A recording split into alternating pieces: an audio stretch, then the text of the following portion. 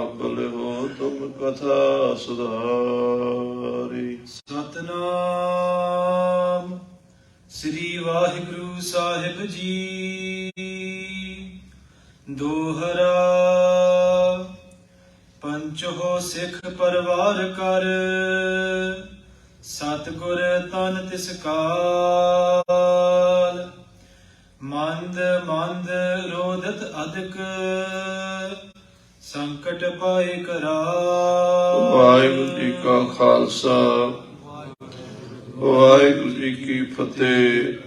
परम सन्मानयोग सतगुरु जी की साजी नवाजी गुरु खालसा साध संगत जी, आप जी अत्यंत बड़भागे हो।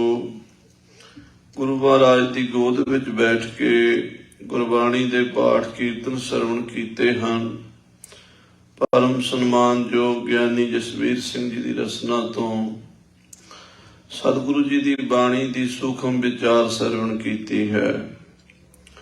महाराज साहब जी ने कलयुग के समय अंदर अवतार धार के कलयुगी जीवां का बेड़ा बने लाया है, क्योंकि समय समय विच परमेश्वर के अवतार होए हैं। जिन्नी जिन्नी कला की लोड़ सी उन्नी उन्नी कला लैके आए हैं। कलयुग दे विच अनंत कला की लोड़ सी, इस करके अनंत कला ने ठाकुर चढ़िया। बेअंत सारियां पावरां शक्तियां लैके भगती ते शक्ति का मुजस्मा सतगुरु साहिब जी महाराज संसार विच आए। 10 जामियां विच दुनिया का कल्याण कीता है। पंचम पातशाह जी महाराज की शहीदी का प्रसंग आपां सुन रहे हैं, क्योंकि सच्चे पातशाह महाराज जी ने दुनिया दे विच जदों सच की आवाज बुलंद की तो महाराज कहते जे को बोले सच कूड़ा जल जावई। जे कोई महापुरुष सच बोलता है,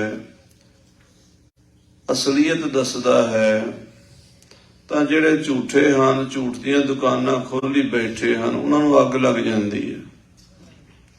वो तड़फते हैं, वो फिर सच की आवाज नूं दबाना चाहते हैं। उन्हां जालम लोकां ने हद कर दी।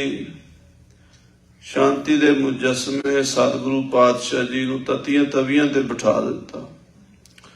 तत्ता रेता पा पा के शरीर नूं छाले छाले कर दिता, देग विच उबालिया।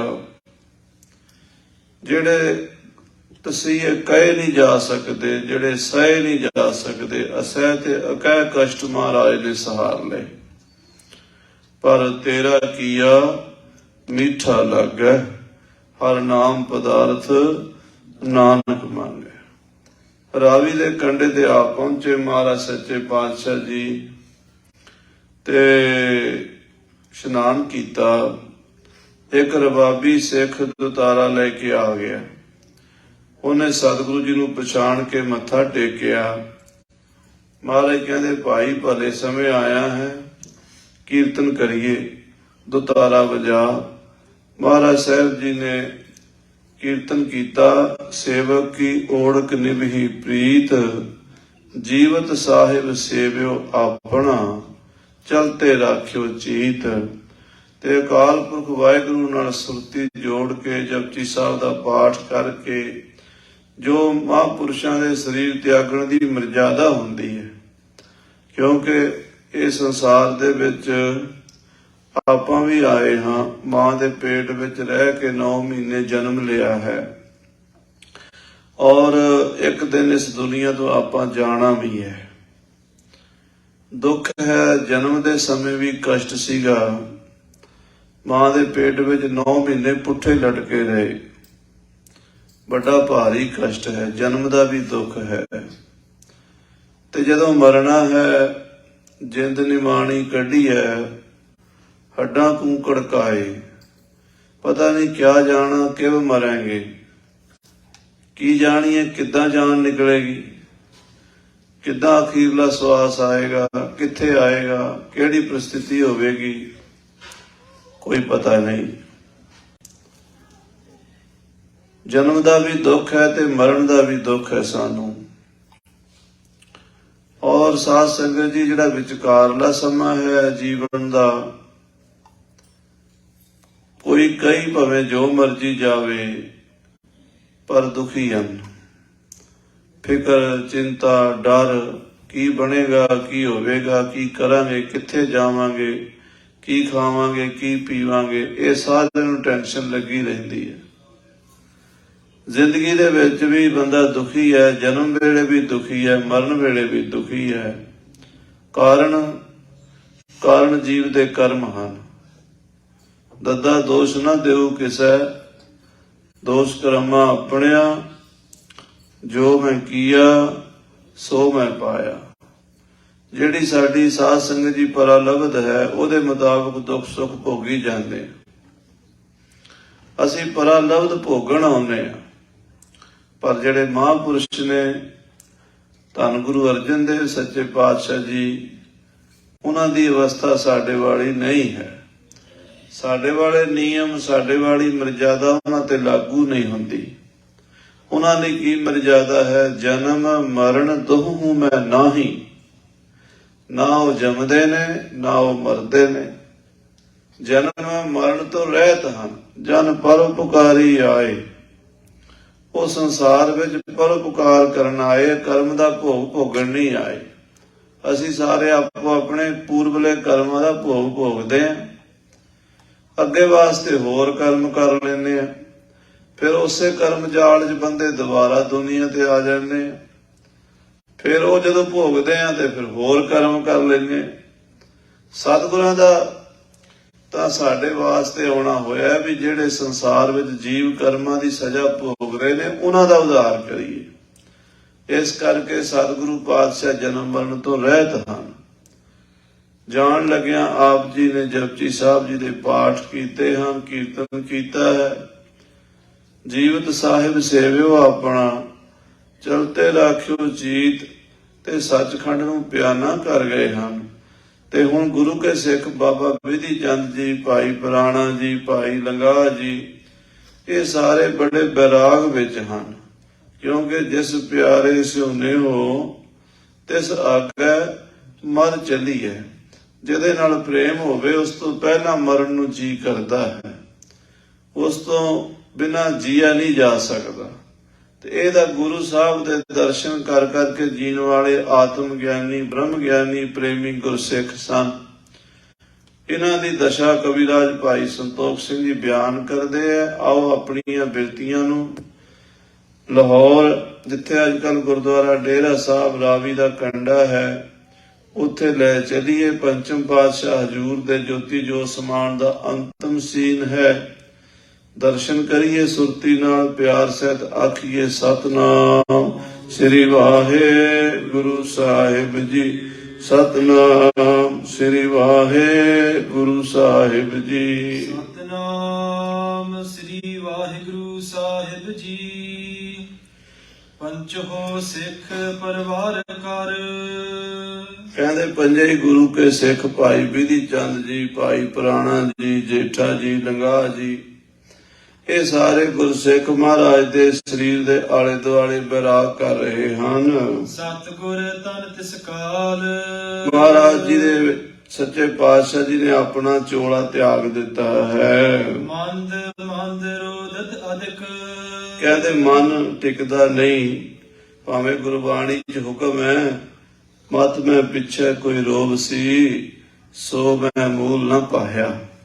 ਪਰ ਸਾਧ ਸੰਗਤ ਜੀ, ਜਿਸ ਤਨ ਲਾਗੇ ਸੋਈ ਜਾਣਾ। ਕੌਣ ਜਾਣੇ ਪੀਰ ਪਰਾਈ। ਕਹਿਣਾ ਸੌਖਾ ਹੈ, ਜਿਨ੍ਹਾਂ ਨੂੰ ਗੁਰੂ ਨਾਲ ਪ੍ਰੇਮ ਹੈ ਉਹ ਗੁਰੂ ਤੋਂ ਬਿਨਾਂ ਰਹਿ ਨਹੀਂ ਸਕਦੇ। ਤੇ ਅੱਖਾਂ ਵਿੱਚ ਬੈਰਾਗ ਛਾ ਗਿਆ ਹੈ, ਗਲੇ ਭਰ ਗਏ ਹਨ। ਵਾਹਿਗੁਰੂ ਵਾਹਿਗੁਰੂ ਵਾਹਿਗੁਰੂ ਵਾਹਿਗੁਰੂ ਵਾਹਿਗੁਰੂ ਵੀ ਜਪ ਰਹੇ ਹਨ ਤੇ ਬੈਰਾਗ ਵੀ ਕਰ ਰਹੇ ਹਨ। ਸੰਕਟ ਪਾਏ ਕਰਾਲ। ਬੜਾ ਭਾਰੀ ਸੰਕਟ ਹੈ। ਇਹ ਤਾਂ ਸਾਧ ਸੰਗਤ ਜੀ, ਆਪਾਂ ਹੁਣ ਕਥਾ ਸੁਣ ਰਹੇ ਹਾਂ, ਆਪਾਂ ਨੂੰ ਵੀ ਮਹਿਸੂਸ ਹੋ ਰਿਹਾ ਥੋੜਾ ਬਾਲਾ। ਪਰ ਜਿਨ੍ਹਾਂ ਦੇ ਸਾਹਮਣੇ ਕੁਝ ਹੋਇਆ ਹੋਵੇਗਾ, ਜਿਨ੍ਹਾਂ ਨੇ ਉਹ ਸਮਾਂ ਵੇਖਿਆ ਹੋਵੇਗਾ, ਉਹਨਾਂ ਦੇ ਉੱਤੇ ਮਨ ਤੇ ਕੀ ਬੀਤੀ ਹੋਵੇਗੀ। ਜਿਨ੍ਹਾਂ ਦੇ ਪ੍ਰਾਣ ਪਿਆਰੇ ਸਤਿਗੁਰੂ ਜੀ ਧੰਨ ਗੁਰੂ ਅਰਜਨ ਦੇਵ ਸੱਚੇ ਪਾਤਸ਼ਾਹ ਜੀ ਬੜੇ ਭਾਰੀ ਅਸਹਿ ਤੇ ਅਕਹਿ ਕਸ਼ਟ ਸਹਾਰ ਕੇ ਸ਼ਹੀਦ ਹੋਏ ਹਨ। ਜੋ ਪਈ ਕਹਿ ਜੇਠਾ ਵਡ ਹੰਸ ਹੈ ਗਾਵੋ। ਭਾਈ ਜੇਠਾ ਜੀ ਕਹਿਣ ਲੱਗੇ ਕਿ ਵਡਹੰਸ ਦਾ ਕੀਰਤਨ ਕਰੋ। ਹੁਣ ਵਡਹੰਸ ਰਾਗ ਜਿਹਦੇ ਚ ਮਹਾਰਾਜ ਨੇ ਅਲਾਣੀਆਂ ਉਚਾਰਨ ਕੀਤੀਆਂ ਹਨ, ਪਹਿਲੇ ਪਾਤਸ਼ਾਹ ਜੀ ਨੇ, ਬੜਾ ਹੀ ਬੈਰਾਗ ਆਉਂਦਾ, ਉਹ ਬਾਣੀ ਦਾ ਕੀਰਤਨ ਕਰੋ। ਗੁਰ ਪ੍ਰਲੋਕ ਭਾ ਸ਼ਬਦ ਸੁਨਾਵੋ। ਭਾਈ ਜੇਠਾ ਜੀ ਕਹਿੰਦੇ ਮਹਾਰਾਜ ਜੋਤੀ ਜੋਤ ਸਮਾ ਗਏ ਹੈ, ਜੋਤ ਜੋਤ ਵਿੱਚ ਰਲ ਚੁੱਕੀ ਹੈ, ਹੁਣ ਆਪਾਂ ਕੀਰਤਨ ਕਰੀਏ। ਕਾਰਾ ਗ੍ਰਹਿ ਥਲ ਪਾਪੀ ਬੈਸੇ। ਉਧਰੋਂ ਪਾਪੀ ਚੰਦੂ ਜੇਲ੍ਹ 'ਚ ਬੈਠਾ ਆਪਣੀ, ਜਿੱਥੇ ਤਸੀਹੇ ਦਿੰਦਾ ਸੀ, ਜਿੱਥੇ ਆਪਣੇ ਹਵੇਲੀ ਦੇ ਵਿੱਚ ਇੱਕ ਪਾਸਾ ਉਹਨੇ ਬਣਾਇਆ ਹੋਇਆ ਸੀ, ਉੱਥੇ ਆਪਣੇ ਵਿਰੋਧੀਆਂ ਨੂੰ ਬੜਾ ਦੁੱਖ ਦਿੰਦਾ ਸੀ, ਕਸ਼ਟ ਦਿੰਦਾ ਸੀ। ਕਰਤ ਪ੍ਰਤੀਖਨ ਆਏ ਨ ਕੈਸੇ। ਉਹ ਉਡੀਕ ਰਿਹਾ ਸੀ ਵੀ ਗੁਰੂ ਅਰਜਨ ਦੇਵ ਜੀ ਅਜੇ ਤੱਕ ਆਏ ਕਿਉਂ ਨਹੀਂ। ਇਸ਼ਨਾਨ ਕਰਨ ਗਏ ਸੀ, ਵਾਪਸ ਆਉਣਾ ਚਾਹੀਦਾ ਸੀ। ਬੜੀ ਦੇਰ ਲਾਗੀ ਨਹ ਆਏ। ਬੜੀ ਦੇਰ ਲੱਗ ਗਈ ਆ, ਅਜੇ ਤੱਕ ਮਹਾਰਾਜ ਆਏ ਕਿਉਂ ਨਹੀਂ। ਕਹਾਂ ਭਈ ਕਤ ਲਖੀ ਨ ਜਾਏ। ਉੱਥੇ ਕੀ ਹੋ ਗਿਆ, ਇੰਨਾ ਟਾਈਮ ਕਿਉਂ ਲੱਗ ਗਿਆ ਹੈ, ਕੋਈ ਪਤਾ ਨਹੀਂ ਚੱਲ ਰਿਹਾ। ਇਤਨੇ ਮਹਿ ਉਤਲਾਵਤ ਆਵਾ। ਐਨੇ ਨੂੰ ਸਾਧ ਸੰਗਤ ਜੀ ਕਾਹਲੀ ਨਾਲ ਆਪ ਆ ਗਿਆ। ਸੇਵਕ ਸੰਗ ਕਿਤੇ ਕਰ ਲਾਵਾ। 5-7 ਬੰਦੇ ਨਾਲ ਲੈ ਕੇ ਨੌਕਰਾਂ ਨੂੰ ਤੇ ਰਾਵੀ ਵੱਲ ਚੰਦੂ ਆਪ ਤੁਰਿਆ ਆ। ਦੂਰਨ ਆਏ ਤੀਰ ਪਰ ਹੇਰੇ। ਔਰ ਬੜੀ ਛੇਤੀ ਨਾਲ ਰਾਵੀ ਦੇ ਕੰਢੇ ਤੇ ਆ ਕੇ ਵੇਖਿਆ। ਬਰੇ ਚਾਦਰੇ ਤਾਨ ਬਡੇਰੇ। ਸੱਚੇ ਪਾਤਸ਼ਾਹ ਜੀ ਮਹਾਰਾਜ ਗਰੀਬ ਨਵਾਜ ਪੰਚਮ ਪਾਤਸ਼ਾਹ ਜੀ ਲੰਮਾ ਚਾਦਰਾ ਤਾਣ ਕੇ ਪਏ ਹੋਏ ਹਨ। ਬਹੁ ਦਿਨ ਭਏ ਨਾ ਸੁਖ ਤਨ ਦੀਨ। ਤੇ ਚੰਦੂ ਆਪਣੇ ਕਿਆਸ ਲਾਂਦਾ, ਅੰਦਾਜ਼ਾ ਲਾਂਦਾ, ਕਹਿੰਦਾ ਕਈ ਦਿਨ ਹੋ ਗਏ ਮੈਂ ਇਹਨਾਂ ਨੂੰ ਸੌਣ ਨਹੀਂ ਦਿੱਤਾ, ਕਈ ਦਿਨ ਤੋਂ ਜਾਗ ਕੇ ਹੁਣ ਇਹਨਾਂ ਨੂੰ ਸੌਣ ਦਾ ਮੌਕਾ ਮਿਲ ਗਿਆ ਤਾਂ ਸੌ ਗਏ ਹਨ। ਦੇਖ ਅਵਸਰ ਕੋ ਨਿੰਦਰਾ ਲੀਨ। ਇਹ ਮੌਕਾ ਪਾ ਕੇ ਨੀਂਦ ਲੈ ਰਹੇ ਨੇ, ਆਰਾਮ ਕਰਨ ਲੱਗ ਪਏ ਨੇ। ਅਬ ਸੂਦੋ ਭਾ ਮਨ ਹੈ ਨਾਤਾ। ਲੱਗਦਾ ਹੁਣ ਸਿੱਧੇ ਹੋ ਗਏ ਨੇ, ਹੁਣ ਡਰ ਗਏ ਨੇ, ਹੁਣ ਮੇਰੀ ਬੇਟੀ ਦਾ ਰਿਸ਼ਤਾ ਮੰਨ ਲੈਣਗੇ। ਧਰਮ ਜਾਣ ਤੇ ਉਰ ਡਰ ਪਾਤਾ। ਕਿਉਂਕਿ ਮੈਂ ਧਮਕੀ ਬੜੀ ਵੱਡੀ ਦਿੱਤੀ ਹੈ। ਇਹਨਾਂ ਨੂੰ ਧਰਮੀ ਲੋਕਾਂ ਨੂੰ ਆਪਣਾ ਧਰਮ ਪਿਆਰਾ ਹੁੰਦਾ, ਇਹ ਆਪਣਾ ਧਰਮ ਬਚਾਉਣ ਲਈ ਹਰ ਗੱਲ ਕਰ ਸਕਦੇ। ਜਾਨ ਦੀ ਤਾਂ ਇਹਨਾਂ ਨੇ ਪਰਵਾਹ ਨਹੀਂ ਕੀਤੀ, ਪਰ ਧਰਮ ਦੀ ਪਰਵਾਹ ਕਰ ਲਈ ਹੈ। ਜਦੋਂ ਮੈਂ ਇਹਨਾਂ ਨੂੰ ਕਿਹਾ ਵੀ ਤੁਹਾਨੂੰ ਗਊ ਦੇ ਚੰਮ ਵਿੱਚ ਮੜ ਦਿਆਂਗਾ, ਤੇ ਫਿਰ ਇਹ ਮੰਨ ਗਏ ਹਨ। ਨਿਕਟ ਗਇਓ ਨਰਲੇ ਸਮੁਦਾਏ। ਸਾਧ ਸੰਗਤ ਜੀ, ਚੰਦੂ ਇਸ ਤਰ੍ਹਾਂ ਸੋਚਦਾ ਮਹਾਰਾਜ ਸਾਹਿਬ ਜੀ ਦੇ ਸਰੀਰ ਦੇ ਨੇੜੇ ਪਹੁੰਚ ਗਿਆ। ਸੁਖਤ ਜਾਨ ਕਰ ਦੁਸ਼ਟ ਅਲਾਏ। ਸਤਿਗੁਰੂ ਜੀ ਨੂੰ ਸੁੱਤਿਆਂ ਸਮਝ ਕੇ ਬੋਲਿਆ। ਕਿਮ ਤੁਮ ਕੋ ਅਬ ਨਿੰਦਰਾ ਆਈ। ਬੜੇ ਉੱਚੀ ਆਵਾਜ਼ ਵਿੱਚ ਗਰਜ ਕੇ ਬੋਲਿਆ, ਕਹਿਣ ਲੱਗਾ ਤੁਹਾਨੂੰ ਨੀਂਦ ਕਿਵੇਂ ਆ ਗਈ ਹੈ, ਕਿਵੇਂ ਸੌਂ ਗਏ ਹੋ। ਹੋਏ ਨਿਚਿੰਤ ਸੋਇਓ ਸੁਖ ਪਾਈ। ਨਿਸ਼ਚਿੰਤ ਹੋ ਗਏ, ਸੁਖ ਦੀ ਨੀਂਦ ਸੁੱਤੇ ਹੋ। ਸੁਤਾ ਕੁਮਾਰੀ ਮੈਂ ਨਿਤ ਹੇਰੇ। ਮੇਰੀ ਨੀਂਦ ਹਰਾਮ ਕਰਕੇ ਤੁਸੀਂ ਕਿਵੇਂ ਸੌਂ ਜਾਓਗੇ। ਮੈਂ ਆਪਣੀ ਕੁਆਰੀ ਪੁੱਤਰੀ ਦਾ ਮੂੰਹ ਵੇਖ ਵੇਖ ਕੇ ਹਰ ਵੇਲੇ ਦੁਖੀ ਹੁੰਦਾ, ਮੈਨੂੰ ਨਾ ਦਿਨੇ ਚੈਨ ਹੈ ਨਾ ਰਾਤੀ।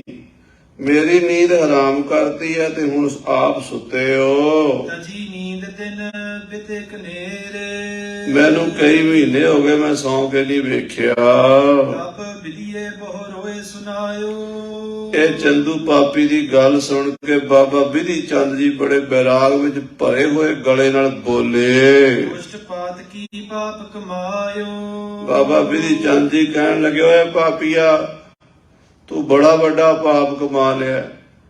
ਤੂੰ ਉਹ ਕਰਮ ਕਰ ਲਿਆ ਜਿਹੜਾ ਤੈਨੂੰ ਹਜ਼ਾਰਾਂ ਕਰੋੜਾਂ ਲੱਖਾਂ ਜਨਮਾਂ ਵਿੱਚ ਵੀ ਮਾਫ ਨਹੀਂ ਹੋਣਾ। ਤੂੰ ਇਹੋ ਜਿਹੇ ਕਰਮ ਕਰ ਬੈਠਾ ਹੈ। ਦੁਬ ਸਿਰ ਚੜੇ ਦੋਸ਼ ਵੱਡ ਕੈ। ਤੇਰੇ ਸਿਰ ਆਪਣੇ ਸਰੀਰ ਦਾ ਠੀਕਰਾ ਭੰਨ ਕੇ, ਆਪਣੇ ਸਰੀਰ ਨੂੰ ਲੇਖੇ ਲਾ ਕੇ, ਤੇਰੇ ਸਿਰ ਦੋਸ਼ ਮੜ ਕੇ ਸੱਚੇ ਪਾਤਸ਼ਾਹ ਤੇ ਬਿਬਾਨ ਤੇ ਚੜ ਕੇ ਸੱਚਖੰਡ ਜਾ ਪਹੁੰਚੇ ਹਨ। ਗਏ ਪ੍ਰਲੋਕ ਦੇਹ ਤਜ ਕਹਿ ਕੈ, ਸੱਚੇ ਪਾਤਸ਼ਾਹ ਦੇ ਚੋਲਾ ਛੱਡ ਕੇ ਪਰਲੋਕ ਚਲੇ ਗਏ ਨੇ। ਕਰ ਕੂਰੋ ਮਾਰੈ ਹਥਿਆਰੇ, ਓਏ ਪਾਪੀਆ, ਇਹ ਤੈਨੂੰ ਝੂਠਾ ਕਰਕੇ ਮਾਰਨਗੇ। ਇਹਨਾਂ ਨੇ ਤੈਨੂੰ ਕੂੜਾ ਕਰ ਦਿੱਤਾ, ਇਹਨਾਂ ਨੇ ਆਪਣੀ ਸ਼ਹਾਦਤ ਦੇ ਕੇ ਤੈਨੂੰ ਦੋਸ਼ੀ ਬਣਾ ਲਿਆ। ਹੁਣ ਤੂੰ ਉਸ ਸਕੰਜੇ 'ਚ ਫਸ ਗਿਆ ਵੀ ਤੂੰ ਹਜ਼ਾਰਾਂ ਲੱਖਾਂ ਜਨਮਾਂ 'ਚ ਵੀ ਨਿਕਲ ਨਹੀਂ ਸਕੇਗਾ। ਟੇਢੀਆਂ ਮੇਢੀਆਂ ਜੂਨਾਂ ਵਿੱਚ ਵੀ ਪਏਗਾ ਤੇ ਜੰਮਦਾ ਰਹੇਗਾ ਤੇ ਮਰਦਾ ਰਹੇਗਾ। ਤੇਰੀ ਕਦੀ ਵੀ ਸ਼ੁਭ ਗਤੀ ਨਹੀਂ ਹੋਵੇਗੀ। ਬਚ ਹੈ ਨਹੀਂ ਕਰ ਜਤਨ ਹਜ਼ਾਰੇ, ਤੇ ਤੈਨੂੰ ਇਹ ਵੀ ਦੱਸ ਦਈਏ ਵੀ ਤੇਰੀ ਜਾਨ ਹੁਣ ਬਚਣੀ ਕੋਈ ਨਹੀਂ, ਭਾਵੇਂ ਲੱਖਾਂ ਯਤਨ ਕਰ ਲੈ, ਜਿੱਥੇ ਮਰਜ਼ੀ ਭੱਜ ਲੈ, ਹੁਣ ਤੈਨੂੰ ਅਸੀਂ ਛੱਡਾਂਗੇ ਨਹੀਂ। ਕੁਛ ਡਰਪਤ ਉਰ ਮਹਿ ਬਿਸਮਾਇਓ, ਜਦੋਂ ਬਾਬਾ ਵਿਧੀ ਚੰਦ ਜੀ ਨੇ ਗਰਜ ਕੇ ਗਿਆ, ਕਿਉਂਕਿ ਬਾਬਾ ਜੀ ਦਾ ਸੁਭਾਅ ਜੋਸ਼ੀਲਾ ਸੀਗਾ। ਬਾਬਾ ਵਿਧੀ ਚੰਦ ਜੀ ਸੂਰਮੇ ਬਹਾਦਰ ਯੋਧੇ ਸਨ, ਬਚਪਨ ਤੋਂ ਹੀ ਉਹਨਾਂ ਦਾ ਸੁਭਾਅ ਸੀਗਾ। ਉਹਨਾਂ ਨੇ ਆਪਣੇ ਸੁਭਾਅ ਦੇ ਮੁਤਾਬਕ ਉੱਥੇ ਹੀ ਸੁਣਾਤਾ ਚੰਦੂ ਨੂੰ ਵੀ ਤੈਨੂੰ ਕੁੱਤੇ ਦੀ ਮੌਤ ਮਾਰਾਂਗੇ, ਜਿੱਥੇ ਮਰਜ਼ੀ ਭੱਜ ਲੈ। ਤੇ ਚੰਦੂ ਕੁਝ ਡਰ ਕੇ ਨਾ ਚੁੱਪ ਕਰ ਗਿਆ ਤਤ ਛਿਨ ਹਟ ਕਰ ਤਾਮ ਸਦਾਇਓ, ਤੇ ਉੱਥੋਂ ਮੁੜ ਕੇ ਆਪਣੇ ਘਰ ਵਾਪਸ ਚਲਾ ਗਿਆ। ਸਦਨ ਰਦਨ ਵੱਡ ਸੁਣਿਓ ਪੁਕਾਰਾ, ਅੱਗੇ ਜਦੋਂ ਘਰ ਵੱਲ ਗਿਆ ਨਾ, ਮਹਾਰਾਜ ਗੁਰੂ ਅਰਜਨ ਦੇਵ ਜੀ ਨੂੰ ਰਾਵੀ ਤੇ ਛੱਡ ਕੇ ਤੇ ਆਪ ਆਪਣੇ ਘਰ ਨੂੰ ਮੁੜ ਪਿਆ। ਜਦੋਂ ਘਰ ਦੇ ਬੂਹੇ ਦੇ ਨੇੜੇ ਗਿਆ ਤੇ ਘਰ ਵਿੱਚੋਂ ਚੀਕਾਂ ਦੀ ਆਵਾਜ਼ ਆਈ, ਵੈਣ ਪੈਂਦੇ ਹੋਏ। ਘਰ ਦੇ ਵਿੱਚ ਰੋ ਰਹੇ ਹਨ ਜੀਵ, ਜਨਾਨੀਆਂ ਰੋ ਰਹੀਆਂ, ਨੌਕਰ ਰੋ ਰਹੇ ਨੇ, ਨੌਕਰਾਣੀਆਂ ਰੋ ਰਹੀਆਂ ਨੇ। ਚਕ੍ਰਿਤ ਚਿਤ ਭੈ ਤਬ ਹੈ ਉਚਾਰਾ, ਇਹ ਕੀ ਹੋ ਗਿਆ, ਮੇਰੇ ਘਰ 'ਚ ਕਿਉਂ ਰੋ ਰਹੇ ਨੇ? ਹੈਰਾਨ ਜਿਹਾ ਹੋ ਕੇ ਬੋਲਿਆ। ਕਿਆ ਹੋਇਓ ਕਿਉਂ ਕਰ ਹੋ ਬਿਰਲਾਪਾ, ਘਰ ਵੜਦਿਆਂ ਪੁੱਛਦਾ ਕੀ ਹੋ ਗਿਆ, ਕਿਉਂ ਬਿਰਲਾਪ ਕਰਦੇ ਹੋ? ਕੌਣ ਗਜਬ ਗੁਜ਼ਰਿਓ ਫਲ ਪਾਪਾ, ਆ ਕੀ ਗਜਬ ਗੁਜ਼ਰਿਆ ਹੈ, ਕੀ ਕਹਿਰ ਹੋ ਗਿਆ ਵੀ ਤੁਸੀਂ ਸਾਰੇ ਵੈਣ ਪਾ ਰਹੇ ਹੋ? ਸੇਵਕ ਆਨ ਕਹਿਓ ਤਤਕਾਲਾ, ਨੌਕਰ ਨੇ ਆ ਕੇ ਚੰਦੂ ਨੂੰ ਦੱਸਿਆ ਲਖਾ ਮ੍ਰਿਤ ਔਚਕ ਪਾਕਾਲਾ, ਕਿ ਦੀਵਾਨ ਜੀ, ਆਪਣਾ ਘਰ ਉਜੜ ਗਿਆ ਜੀ, ਤੁਹਾਡੀ ਨੂੰਹ ਮਰ ਗਈ ਹੈ। ਅਨਕ ਤਰਕ ਨਾ ਸੁਨਤ ਵਿਚਾਰ ਹੈ, ਸੁਣ ਕੇ ਦਿਮਾਗ ਚਕਰਾ ਗਿਆ ਚੰਦੂ ਦਾ ਤੇ ਬੜੀਆਂ ਹੀ ਤਰਕਾਂ ਸੋਚਣ ਲੱਗਾ। ਬਿਨਾ ਰੋਗ ਕਿਮ ਮਰੀ ਉਚਾਰ ਹੈ, ਕਹਿੰਦਾ ਚੰਗੀ ਭਲੀ ਸੀ, ਠੀਕ ਠਾਕ ਸੀ, ਉਹਨੂੰ ਕੋਈ ਬਿਮਾਰੀ ਨਹੀਂ, ਕੋਈ ਰੋਗ ਨਹੀਂ, ਤੇ ਮਰ ਕਿਵੇਂ ਗਈ ਹੈ? ਦੁਖੀ ਬਸੂਰਤ ਮੂਰਖ ਮਾਨੀ, ਇਹ ਮੂਰਖ ਹੰਕਾਰੀ ਚੰਦੂ ਆਪਣੇ ਕਰਮਾਂ ਦੀ ਸਜ਼ਾ ਭੋਗਣ ਲੱਗਾ ਹੈ। ਕਿਉਂਕਿ ਸਾਧ ਸੰਗਤ ਜੀ, ਜਿਹੜੇ ਗੁਰੂ ਘਰ ਦੇ ਦੋਖੀ, ਸੰਤ ਕਾ ਦੋਖੀ ਮਹਾ ਹਤਿਆਰਾ, ਸੰਤ ਕਾ ਦੋਖੀ ਪਰਮੇਸ਼ਰ ਮਾਰਾ, ਇਹ ਹੁਣ ਪਾਪੀ ਹੰਕਾਰੀ ਬੰਦੇ ਨੂੰ ਸਜ਼ਾ ਮਿਲ ਰਹੀ ਹੈ ਤੇ ਚੀਕ ਰਿਹਾ ਹੈ, ਦੁਖੀ ਹੋ ਰਿਹਾ ਹੈ। ਮਨੋ ਕਸ਼ਟ ਕੀ ਉਪਜ ਨਿਸ਼ਾਨੀ, ਭਾਈ ਸਾਹਿਬ ਜੀ ਲਿਖਦੇ, ਮਾਨੋ ਕਸ਼ਟ ਦੀਆਂ ਨਿਸ਼ਾਨੀਆਂ ਪ੍ਰਗਟ ਹੋਣ ਲੱਗੀਆਂ ਨੇ। ਆਉਣ ਵਾਲਾ ਸਮਾਂ ਜਿਹੜਾ ਹੈ, ਉਹਦੀਆਂ ਨਿਸ਼ਾਨੀਆਂ ਚੰਦੂ ਨੂੰ ਦਿਸਣ ਲੱਗ ਪਈਆਂ ਨੇ। ਪਹਿਲੀ ਨਿਸ਼ਾਨੀ ਕਿ ਅਜੇ ਉਧਰ ਮਹਾਰਾਜ ਚੋਲਾ ਛੱਡਿਆ, ਇਧਰ ਘਰ ਆਇਆ ਤੇ ਨੂੰਹ ਮਰੀ ਪਈ ਹੈ। ਮ੍ਰਿਤਕ ਕਿਰਿਆ ਕਰਵਾਵਤ ਪਏ, ਤੇ ਫਿਰ ਸਾਧ ਸੰਗਤ ਜੀ ਹੁਣ ਆਪਣੀ ਨੂੰਹ ਦੇ ਸੰਸਕਾਰ ਵੱਲ ਹੋ ਗਿਆ, ਉਧਰੋਂ ਤੇ ਖਿਆਲ ਵਿਸਰ ਗਿਆ। ਵੱਡਾ ਬੰਦਾ ਸੀ, ਉਸੇ ਵੇਲੇ ਦੁਨੀਆਦਾਰੀ ਸਾਰਾ ਸ਼ਹਿਰ ਉਹਦੇ ਘਰ ਅਫਸੋਸ ਕਰਨ ਵੀ ਆਉਣ ਲੱਗ ਪਿਆ, ਰਿਸ਼ਤੇਦਾਰ ਸੱਜਣ ਮਿੱਤਰ। ਹੁਣ ਉਹਦਾ ਫਿਰ ਸਾਰਾ ਧਿਆਨ ਉਧਰ ਹੋ ਗਿਆ, ਗੁਰੂ ਸਾਹਿਬ ਵੱਲੋਂ ਖਹਿੜਾ ਛੱਡ ਗਿਆ। ਤੇ ਗੁਰੂ ਸਾਹਿਬ ਸੱਚੇ ਪਾਤਸ਼ਾਹ ਮਹਾਰਾਜ ਦੇ ਸੰਸਕਾਰ ਦੀ ਕਥਾ ਕਿ ਆਪਾਂ ਸਰਵਣ ਕਰਨੀ ਹੈ। ਉਧਰੋਂ ਫਿਰ ਇਹ ਪਰੇ ਹੋ ਗਿਆ ਤੇ ਆਪਣੀ ਨੂੰਹ ਦੇ ਸੰਸਕਾਰ ਵਿੱਚ ਰੁੱਝ ਗਿਆ। ਜਾਰਨ ਨਦੀ ਤੀਰ ਲੈ ਗਏ, ਆਪਣੀ ਨੂੰਹ ਨੂੰ ਨਦੀ ਦੇ ਕੰਢੇ ਸਾੜਨ ਵਾਸਤੇ ਸੰਸਕਾਰ ਕਰਨ ਲਈ ਲੈ ਗਿਆ। ਪੁੱਤ ਸਤਿਗੁਰ ਕੀ ਸੁਧ ਬਿਦਤਾਈ, ਆਖੋ ਸਤਨਾਮ ਸ੍ਰੀ ਵਾਹਿਗੁਰੂ।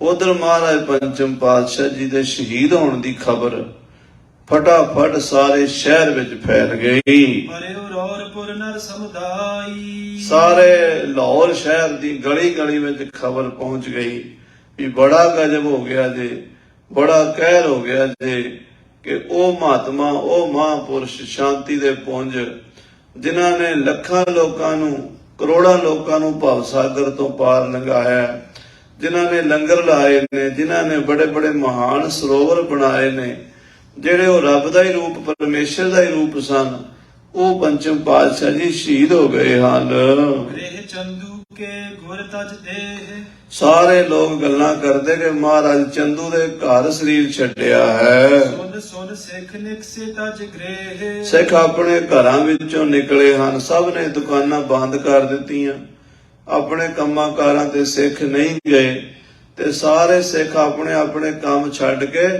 ਰਾਵੀ ਦਰਿਆ ਵੱਲ ਤੁਰੇ ਆਉਂਦੇ ਨੇ। ਨਦੀ ਤੀਰ ਸ੍ਰੀ ਗੁਰ ਅਬ ਹੈ। ਇੱਕ ਦੂਜੇ ਨੂੰ ਦੱਸੀ ਜਾਂਦੇ ਨੇ, ਗੁਰੂ ਸਾਹਿਬ ਨਦੀ ਰਾਵੀ ਦੇ ਕੰਢੇ ਤੇ ਹਨ, ਚੱਲ ਕੇ ਉੱਥੇ ਹੀ ਦਰਸ਼ਨ ਕਰੀਏ। ਧਾਏ ਧਾਏ ਮਾਨਵ ਗਨ ਲਹੈ। ਦੌੜ ਦੌੜ ਕੇ ਲਾਹੌਰ ਦੇ ਲੋਕ ਆ ਰਹੇ ਨੇ, ਹਿੰਦੂ ਵੀ ਆ ਰਹੇ ਨੇ, ਮੁਸਲਮਾਨ ਵੀ ਆ ਰਹੇ ਨੇ। ਤਜ ਤਜ ਕਾਜ ਬਨਕ ਵਿਵਹਾਰ। ਦੁਕਾਨਦਾਰਾਂ ਨੇ ਦੁਕਾਨਾਂ ਬੰਦ ਕਰ ਦਿੱਤੀਆਂ ਤੇ ਆਪਣੇ ਆਪਣੇ ਕੰਮ ਛੱਡ ਕੇ ਆਵਹਿ ਲਾਰ ਪਰੇ ਨਰ ਨਾਰ। ਸਤਿਗੁਰੂ ਮਹਾਰਾਜ ਦੇ ਦਰਸ਼ਨਾਂ ਲਈ ਆ ਰਹੇ। ਇਸਤਰੀਆਂ, ਪੁਰਸ਼, ਬੱਚੇ, ਬੁੱਢੇ।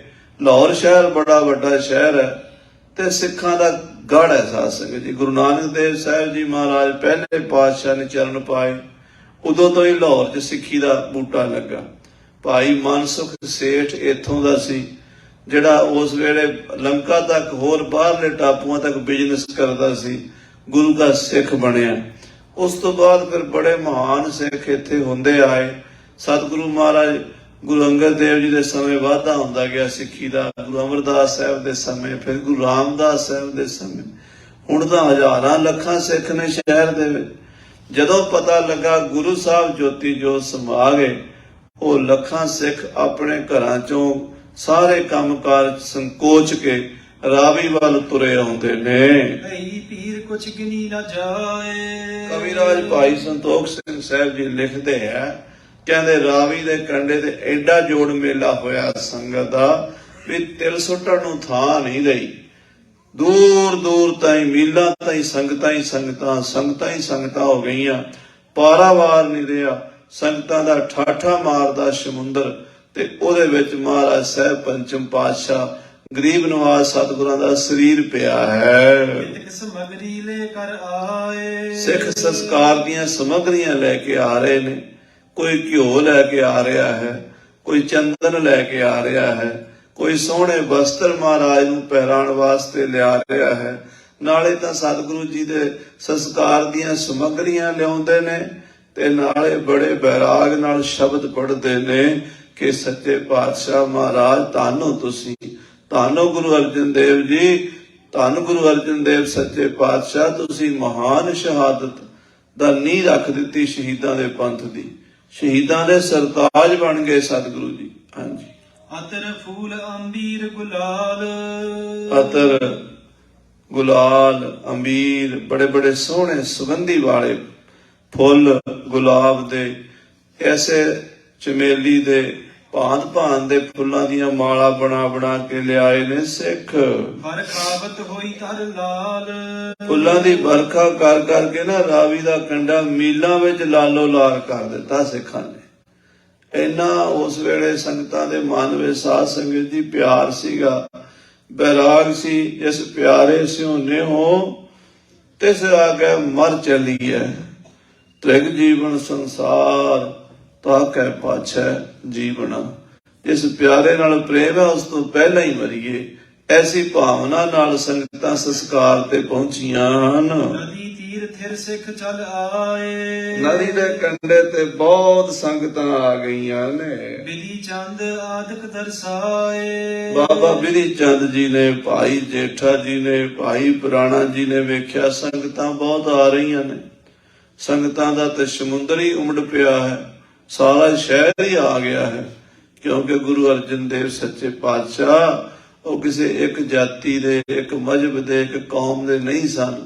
ਉਹਦਾ ਆਪ ਨਾਰਾਇਣ ਕਲਾ ਧਾਰ ਜਗ ਮੈਂ ਪਰਵਰਿਓ, ਨਿਰੰਕਾਰ ਪਰਮੇਸ਼ਰ ਸਾਰੀ ਦੁਨੀਆ ਦਾ ਹੁੰਦਾ। ਸਤਿਗੁਰੂ ਸਭਨਾ ਦਾ ਭਲਾ ਮਨਾਏਂਦਾ, ਸਾਰਿਆਂ ਦਾ ਭਲਾ ਕਰਨ ਵਾਲੇ ਸਨ।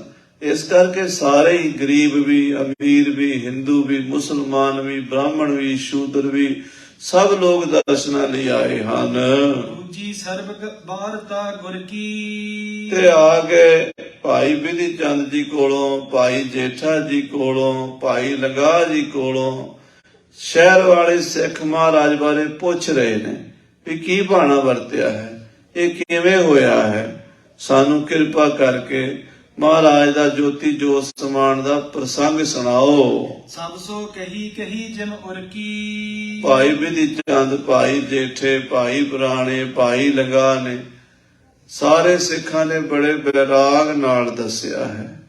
ਜੋ ਬੀਤਿਆ ਸੀ ਉਸ ਸ਼ਹਿਰ ਦੇ ਲੋਕਾਂ ਨੂੰ ਸੁਣਾਇਆ ਹੈ। ਨਹੀਂ ਦੇਹ ਕੋ ਦਾਹ ਉਚਾਰਾ। ਇਹ ਵੀ ਦੱਸਤਾ ਵੀ ਮਹਾਰਾਜ ਕਹਿੰਦੇ ਸਾਡੇ ਸਰੀਰ ਦਾ ਸੰਸਕਾਰ ਨਾ ਕਰੋ, ਕਰੋ ਪ੍ਰਵਾਹਨ ਬਾਰ ਮਜਾਰਾ। ਇਹ ਜਲ ਵਿੱਚ ਪ੍ਰਵਾਹ ਕਰਨਾ ਹੈ, ਇਹ ਦਰਿਆ ਵਿੱਚ ਨਿਵਾਸ ਕਰਨਾ। ਰਹਿੰਦੇ ਗੁਰ ਦਰਿਆਓ ਵਿੱਚ ਮੀਨ ਕੁਲੀਨ ਹੇਤ ਨਿਰਬਾਣੀ। ਗੁਰੂ ਅਰਜਨ ਦੇਵ ਸਾਹਿਬ ਜੀ ਦਾ ਹੁਕਮ ਸੁਣਾਇਆ ਸੰਗਤ ਨੂੰ। ਮੇਰੋ ਦਰਸ਼ਨ ਇਹ ਦਰਿਆਓ। ਮਹਾਰਾਜ ਕਹਿ ਕੇ ਗਏ ਨੇ ਵੀ ਮੇਰੇ ਦਰਸ਼ਨ, ਇਹ ਰਾਵੀ ਦੇ ਦਰਸ਼ਨ ਕਰ ਲੋ, ਸਾਡੇ ਦਰਸ਼ਨ ਹੋਣਗੇ। ਉੱਤਰ ਕੋ ਸਿਰ ਦਛਨ ਪਾਓ। ਉੱਤਰ ਵਾਲਾ ਪਾਸਾ ਰਾਵੀ ਦਾ ਸਾਡਾ ਸੀਸ ਹੋਵੇਗਾ ਤੇ ਦੱਖਣ ਵਾਲਾ ਰਾਵੀ ਦਾ ਪਾਸਾ ਸਾਡੇ ਚਰਨ ਹੋਣਗੇ। ਜਿਹੜਾ ਰਾਵੀ ਦੇ ਦਰਸ਼ਨ ਕਰੇਗਾ ਉਹਨੂੰ ਸਾਡੇ ਦਰਸ਼ਨਾਂ ਦਾ ਫਲ ਪ੍ਰਾਪਤ ਹੋਵੇਗਾ। ਸੁਨ ਸਿੱਖ ਸਦਨ ਸਦਨ ਰੁਦਨਾਏ। ਸਾਧ ਸੰਗਤ ਜੀ, ਇਹ ਖਬਰ ਸੁਣ ਕੇ ਘਰ ਘਰ ਵਿੱਚ ਸੰਗਤਾਂ ਬੈਰਾਗ ਕਰ ਰਹੀਆਂ ਸਨ। ਕੋਈ ਅੱਖ ਐਸੀ ਨਹੀਂ ਸੀ ਜਿਹੜੀ ਹੰਝੂ ਨਹੀਂ ਸੀ ਕੇਰ ਰਹੀ।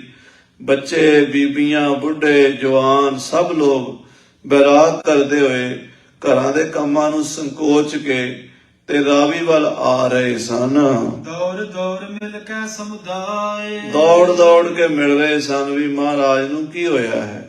ਇਹ ਖਬਰ ਏਦਾਂ ਸੀ ਜਿਵੇਂ ਅਚਾਨਕ ਹੀ ਕੋਈ ਪਹਾੜ ਡਿੱਗ ਪਿਆ ਹੋਵੇ, ਅਚਾਨਕ ਹੀ ਕੋਈ ਵੱਡੀ ਭਾਰੀ ਮੁਸੀਬਤ ਪੈ ਗਈ ਹੋਵੇ ਸਾਰੀ ਦੁਨੀਆ ਦੇ ਉੱਤੇ।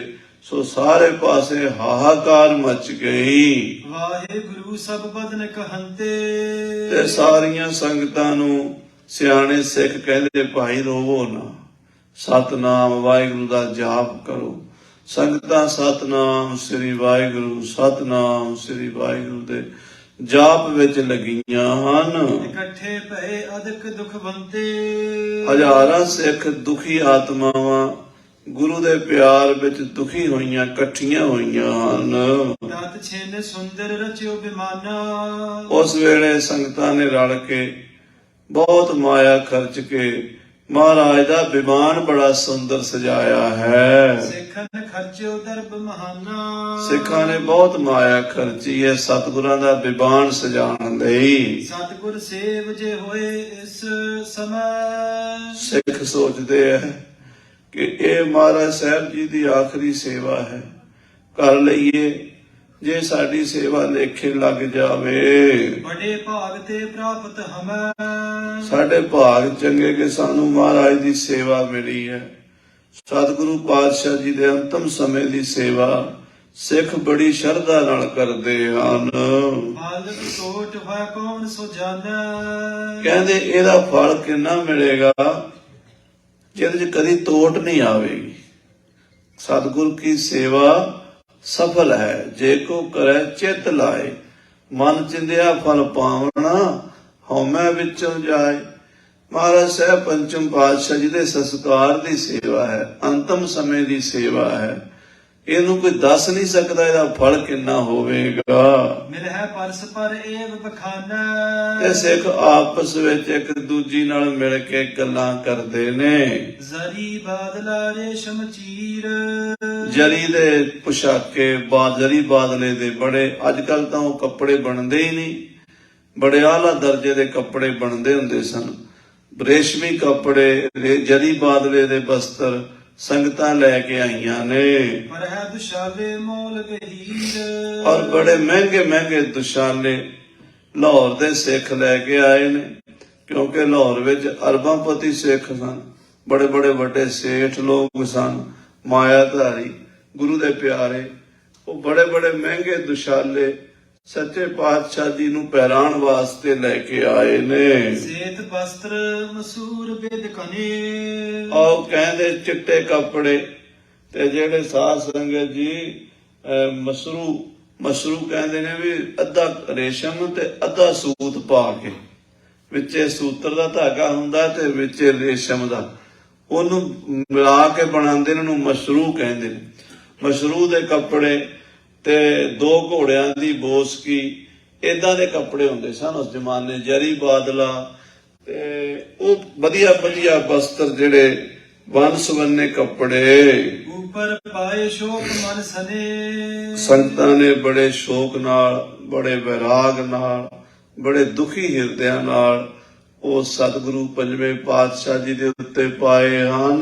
ਸੰਖ ਬ੍ਰਿੰਦ ਭਰ ਫੂਕ ਬਜਾਏ। ਪਰ ਬਹੁਤ ਸਾਰੇ ਸਿੱਖਾਂ ਨੇ ਸੰਖ ਵਜਾਏ ਹਨ। ਸੰਖਨ ਕੀ ਧੁਨ ਘੰਟਨ ਕੀ, ਕਰ ਫੂਲਨ ਕੀ ਵਰਖਾ ਬਰਖਾਵੇਂ।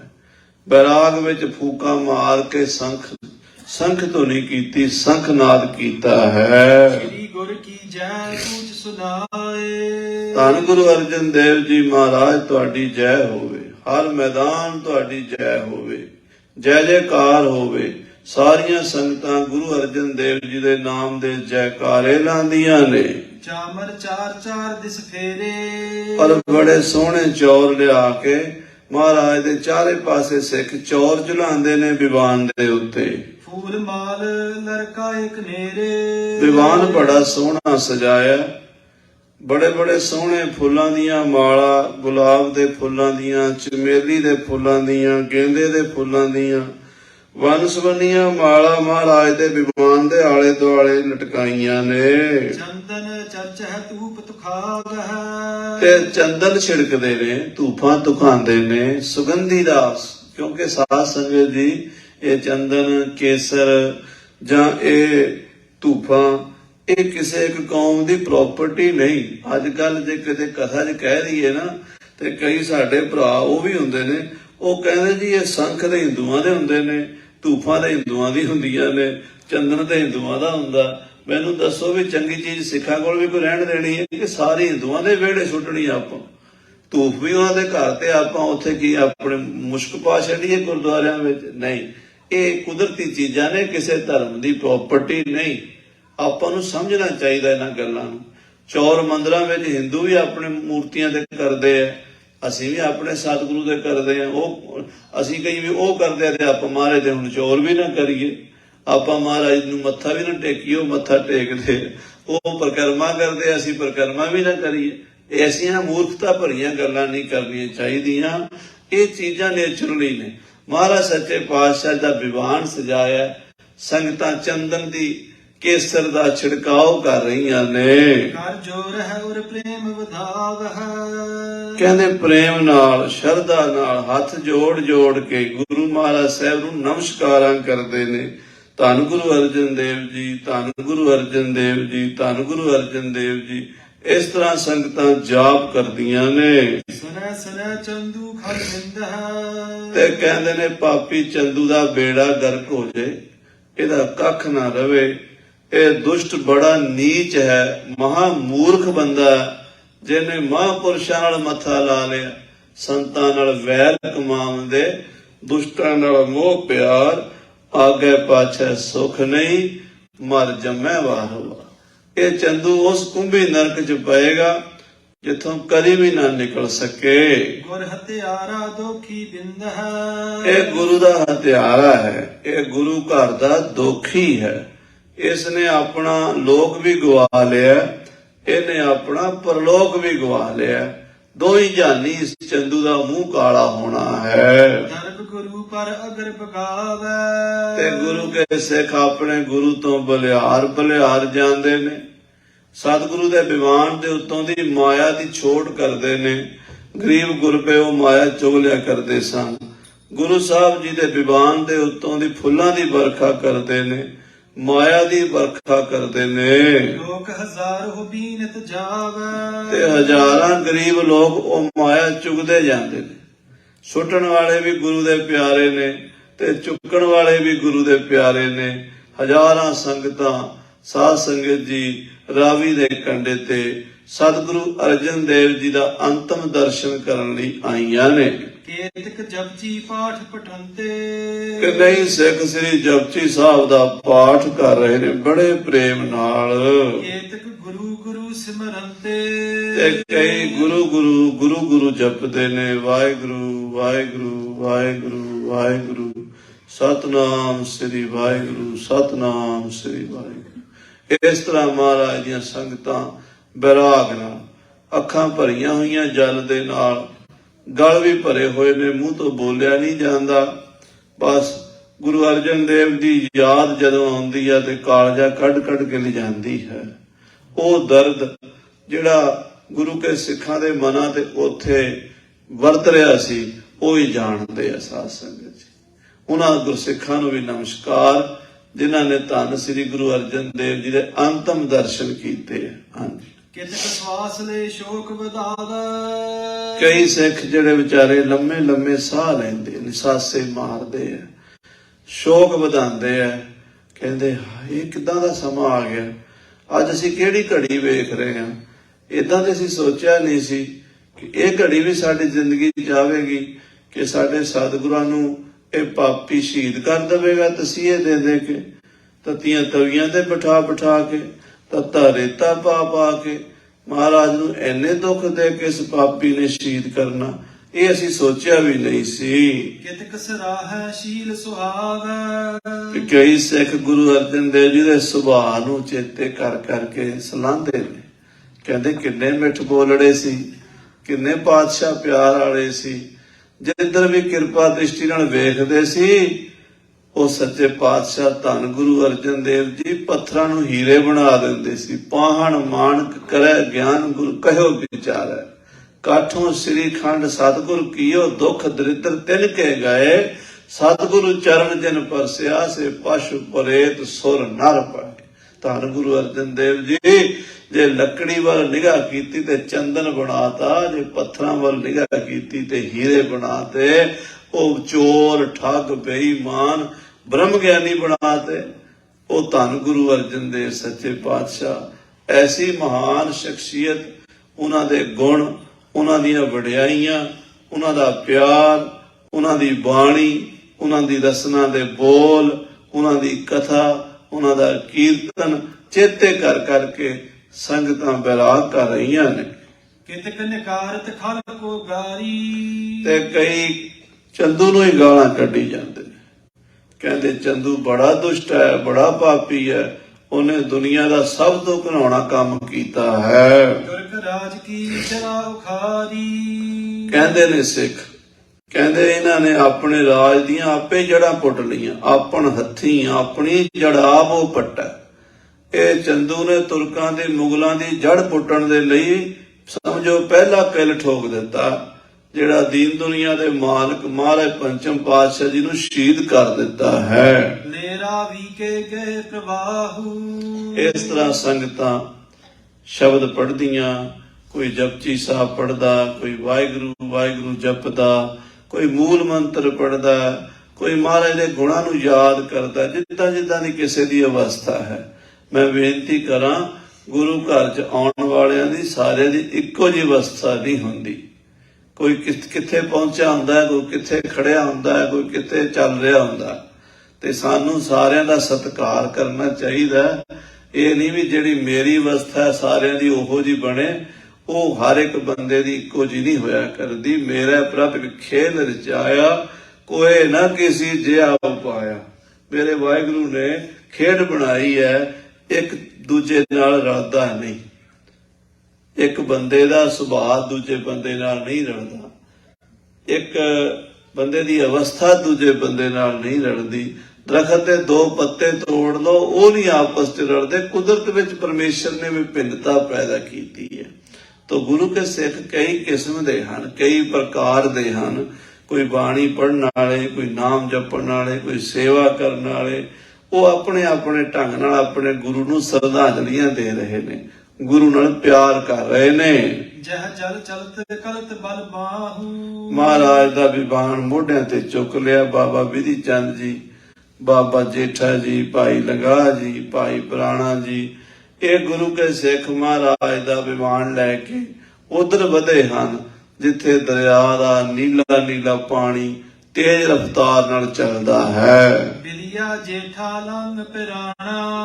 ਬਾਬਾ ਬਿਧੀ ਚੰਦ ਜੀ, ਭਾਈ ਜੇਠਾ ਜੀ, ਭਾਈ ਪੁਰਾਣਾ ਜੀ, ਭਾਈ ਲੰਗਾ ਜੀ, ਇਨ ਸਨ ਜਿਸ ਬਿਦ ਅੰਤ ਵਖਾਣਾ। ਕਿਉਂਕਿ ਜਿਵੇਂ ਮਹਾਰਾਜ ਨੇ ਅੰਤ ਸਮੇਂ ਇਹਨਾਂ ਨੂੰ ਹੁਕਮ ਦਿੱਤਾ ਸੀ ਵੀ ਸਾਡਾ ਸਰੀਰ ਜਲ ਪ੍ਰਵਾਹ ਕਰਨਾ ਹੈ, ਰਾਵੀ ਸਾਡਾ ਸਰੀਰ ਹੈ। ਰਹਿੰਦੀ ਦੁਨੀਆ ਤੱਕ ਰਾਵੀ ਨੂੰ ਵੇਖ ਕੇ ਸਿੱਖਾਂ ਨੂੰ ਪੰਚਮ ਪਾਤਸ਼ਾਹ ਯਾਦ ਆਉਣਗੇ। ਆਖੋ ਸ੍ਰੀ ਵਾਹਿਗੁਰੂ। ਰਾਵੀ ਦਾ ਉੱਤਰ ਵਾਲਾ ਪਾਸਾ ਸਾਡਾ ਸੀਸ ਹੈ ਤੇ ਰਾਵੀ ਦਾ ਦੱਖਣ ਵਾਲਾ ਪਾਸਾ ਸਾਡੇ ਚਰਨ ਹਨ। ਇਹ ਕਹਿ ਕੇ ਜੋਤੀ ਜੋਤ ਸਮਾਏ ਸੱਚੇ ਪਾਤਸ਼ਾਹ ਉਸ ਰਾਵੀ ਵਿੱਚ ਲੈ ਚੱਲੇ ਹਨ ਸਤਿਗੁਰਾਂ ਦਾ ਸਰੀਰ। ਇਸ ਬਿਦ ਕਰਤ ਬੇਗ ਮਹਿ ਗਏ। ਜਿੱਥੇ ਪਾਣੀ ਤੇਜ਼ ਚੱਲਦਾ, ਰਫ਼ਤਾਰ ਨਾਲ ਚੱਲਦਾ, ਉੱਥੇ ਲੈ ਗਏ ਸਾਹਿਬਾਂ ਦਾ ਪਾਵਨ ਸਰੂਪ। ਕੰਧ ਵਿਮਾਨ ਉਤਾਰਤ ਪਏ। ਔਰ ਵਿਮਾਨ ਮੋਢਿਆਂ ਤੋਂ ਉੱਥੇ ਉਤਾਰਿਆ ਜਾ ਕੇ। ਜਲ ਮੈਂ ਸਥਿਤ ਜਬ ਕਰ ਦੀਨ। ਜਦੋਂ ਮਹਾਰਾਜ ਦਾ ਵਿਮਾਨ ਜਲ ਵਿੱਚ ਟਿਕਾਇਆ ਰਾਵੀ ਦੇ ਵਿੱਚ, ਜਲ ਪਤ ਵਰਨ ਆਏ ਤਬ ਲੀਨ। ਤਾਂ ਵਰਣ ਦੇਵਤਾ ਜੋ ਜਲ ਦਾ ਦੇਵਤਾ ਹੈ, ਸਾਧ ਸੰਗਤ ਜੀ, ਇਹ 33 ਕਰੋੜ ਦੇਵੀ ਦੇਵਤੇ ਹਨ। ਮਹਾਰਾਜ ਕਹਿੰਦੇ ਗਾਵਣ ਤਦਨੋ ਇੰਦਰ ਇੰਦਰਾਸਨ ਬੈਠੇ ਦੇਵਤਿਆਂ ਦਰ ਨਾਲੇ। ਆਪਾਂ ਉਹ ਦੇਵਤਿਆਂ ਵੱਲ ਧਿਆਨ ਕਰ ਲੈਂਦੇ ਆ ਜਿਹੜੇ ਟੈਲੀਵਿਜ਼ਨ ਵਾਲਿਆਂ ਨੇ ਸੋਨੇ ਦੇ ਮੁਕਟ ਵਾਲੇ ਬਣਾ ਕੇ ਵਿਖਾਏ ਹੁੰਦੇ ਨੇ। ਸਾਡਾ ਇੱਕਦਮ ਉੱਥੇ ਧਿਆਨ ਜਾਂਦਾ ਜਿਹੜਾ ਰਮਾਇਣ ਵਿੱਚ ਜਾਂ ਮਹਾਭਾਰਤ ਵਿੱਚ ਸੀਨ ਵੇਖਿਆ ਹੁੰਦਾ ਵੀ ਉਹ ਦੇਵਤੇ ਨੇ। ਨਹੀਂ ਖਾਲਸਾ ਜੀ, ਦੇਵਤੇ ਮੈਨੇ ਦੇਵੀ ਸ਼ਕਤੀਆਂ, ਦਿਵਯ ਪ੍ਰਕਾਸ਼ ਜਿਨ੍ਹਾਂ ਦੇ ਅੰਦਰ ਹੋਵੇ ਉਹਨੂੰ ਦੇਵਤਾ ਕਹਿੰਦੇ ਨੇ। ਦਿਵਯ ਪ੍ਰਕਾਸ਼, ਦੇਵੀ ਪ੍ਰਕਾਸ਼, ਉਹ ਕਿੱਥੇ ਹੈ? ਇਹ ਕਾਇਨਾਤ ਦੇ ਅੰਦਰ ਹੈ। ਅੰਨ ਦੇਵਤਾ, ਪਾਣੀ ਦੇਵਤਾ, ਬੈਸੰਤਰ ਦੇਵਤਾ, ਲੂਣ, ਪੰਜਵਾਂ ਪਾਇਆ ਕਿਰਤ ਤਾਂ ਹੋਆ ਪਾਕ ਪਵਿੱਤ। ਆਹ ਦੇਵਤੇ ਸਾਡੇ ਘਰ 'ਚ ਹੀ ਬੈਠੇ, ਤੁਸੀਂ ਵੇਖੇ, ਰੋਜ਼ ਵੇਖਦੇ ਹੋ। ਜੇ ਅੰਨ ਦੇਵਤਾ ਨਾ ਹੋਵੇ ਤੁਹਾਨੂੰ એનર્ਜੀ ਕੌਣ ਦੇਵੇਗਾ? ਜੇ ਪਾਣੀ ਨਾ ਹੋਵੇ ਕਿਵੇਂ ਜੀਓਗੇ, ਕਿਵੇਂ ਸਾਹ ਲਓਗੇ? ਜੇ ਹਵਾ ਪਵਨ ਦੇਵਤਾ ਨਾ ਹੋਵੇ। ਇੱਕ ਸ਼ਕਤੀਆਂ ਨੇ ਗੁਪਤ ਪ੍ਰਗਟ ਬੇਅੰਤ, ਉਹਨਾਂ ਨੂੰ ਦੇਵੀ ਦੇਵਤੇ ਕਹਿੰਦੇ। ਤਾਂ ਇੱਥੇ ਦੇਵਤਾ ਕਿਹੜਾ ਆਇਆ? ਵਰਣ ਦੇਵਤਾ।